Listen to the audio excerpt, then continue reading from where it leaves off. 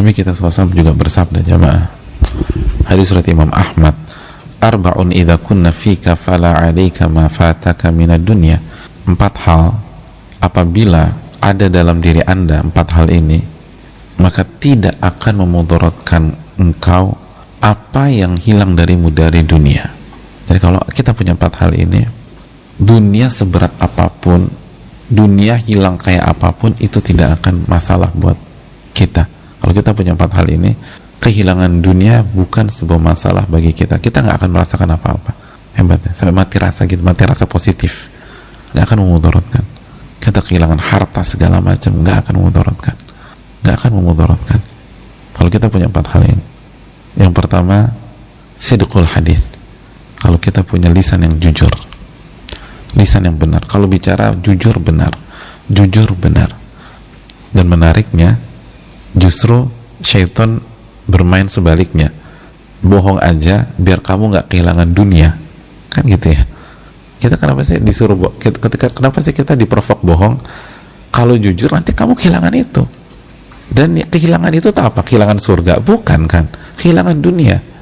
Dunia dalam bentuk barang, atau dapat harga yang murah misalnya, atau kehilangan suami, kehilangan istri, kehilangan macam-macam lah dari dunia itu. Udah bohong aja. Istri telat pulang, bohong. Kenapa bohong? Nanti kamu kehilangan kasih sayang suami, nanti dia marah kalau kamu ngomong jujur. Jadi bohong biar dapat kasih sayang suami, dan kasih sayang suami kan dunia. Padahal justru sebaliknya, Anda harus jujur. Kalau jujur, Anda akan dapat ketenangan. Sidqul hadith, jujur. Yang kedua, wahifdzul amanah, dan menjaga amanat. Menjaga amanat, ini menjaga amanat. Tunaikan hak orang, itu kan amanat. Tunaikan hak orang itu amanat. Jadi kalau kita punya mental menunaikan hak orang, dunia hilang itu kita nggak berasa apa-apa, nggak drop, nggak terpuruk segala macam. Kalau mental kita tunaikan hak orang, tunaikan hak orang, tunaikan hak orang, tunaikan hak orang. Yang ketiga, wahifdzul khuluq, wa husnul khuluq, akhlak yang mulia. Kalau kita punya akhlak yang mulia, kita nggak akan merasakan itu. Dan yang terakhir, wa iffatu mat'am, dan makanan yang baik, yang terhormat, artinya yang nggak haram sebenarnya. Makanan yang baik, karena makanan mempengaruhi. Uang haram itu mempengaruhi, jamaah. Uang haram itu mempengaruhi kegalauan, paranoid, ketakutan, dan seterusnya. Itu jangan pernah lupa. Jadi kalau kita dikasih tahu bahwa yang pekerjaan kita haram, itu bersyukur sama Allah, lalu bersyukur sama ustadznya, karena itu kuncinya. Kita nggak tenang, kita ketakutan, kita galau ketika ada sesuatu. Ini yang perlu kita camkan. Dan poinnya adalah hifdzul amanah, amanat. Nah, Nabi SAW diamanati emas, itu kan amanah, dan beliau berusaha menunaikan. Makanya lihat, ketika beliau memiliki empat hal ini, mau ujian kayak apa, Nabi tetap tenang, jamaah.